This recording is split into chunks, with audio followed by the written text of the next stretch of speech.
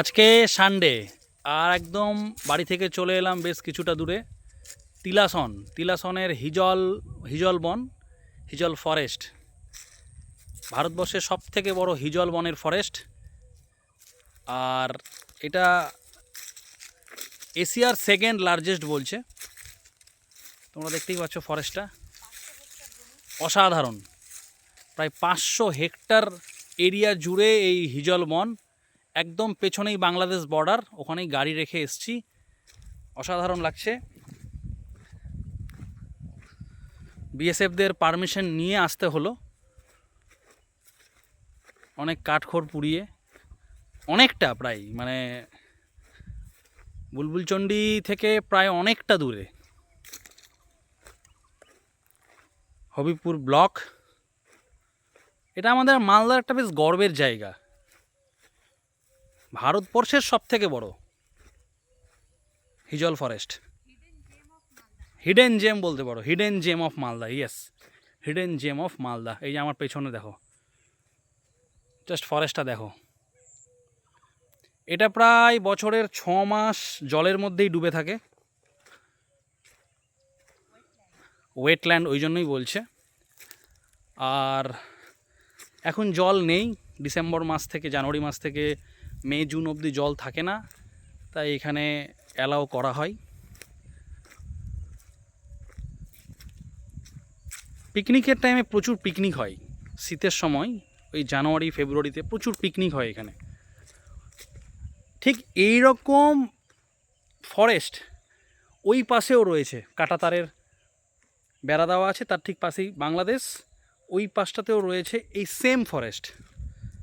Bangladesh actually খুব উপকৃত হয় ভারত দ্বারা, আবারও প্রমাণিত। ওরা সুন্দরবনেরও হাফ পোর্শন পেয়েছে। ভারতবর্ষের সবথেকে বড় হিজল ফরেস্ট, এত নাম করা, তারও হাফ পোর্শন বাংলাদেশ পেয়েছে।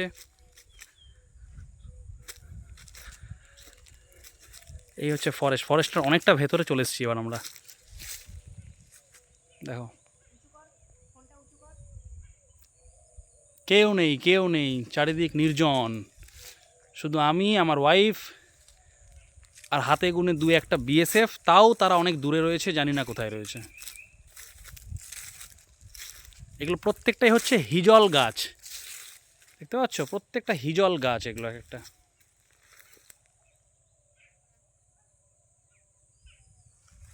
বিশাল এরিয়া নিয়ে, প্রায় 500 হেক্টর এরিয়া নিয়ে। মালদা টাউন থেকে আসতে কতক্ষণ লাগলো মোটামুটি? 1 ঘন্টা। হ্যাঁ, 1 ঘন্টার বেশি। কটা জানো? দেখো টাইমটা, দেখো। 10টা 50 থেকে 12টা। 10টা 50 থেকে প্রায় 1.5 ঘন্টা, 1 ঘন্টার মতো লাগলো।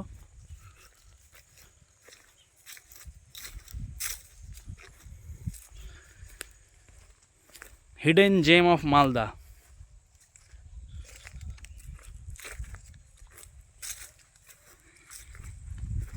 চলো ছোট ছোট রিল আনবো তোমাদের জন্য, তোমরা দেখতে থাকবে আমার ভ্লগ।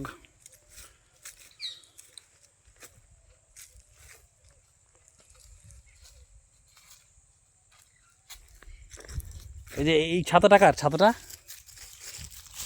ছাতাটা কে দিয়েছে? বিএসএফ দিয়েছে। বিএসএফ এর ছাতা, বিএসএফ। এই যে এটা border security force of India, তারা ছাতা দিল আমাদের যদি বৃষ্টি চলে আসে বাই চান্স। ভীষণ হেল্পফুল, প্রচণ্ড হেল্প করেছে এটা আমাদের। না বলতেই এত সুন্দর একটা হেল্প পেলাম আমরা বিএসএফ এর কাছ থেকে। গাড়ি নিয়ে ঢুকতে দেবে না এই ফরেস্টে, নামতে দেবে না আর কি। এখানে প্রি ওয়েডিং শুরু। গাড়ি নিয়ে, গাড়িটাকে ওই জন্য বর্ডারের ওখানে রেখে এলাম। কাটা তারের বেড়া রয়েছে, ওইখানেই রেখে এলাম।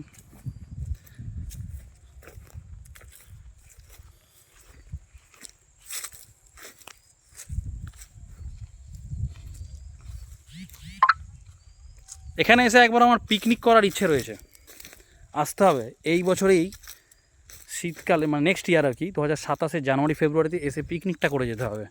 দারুণ জায়গা।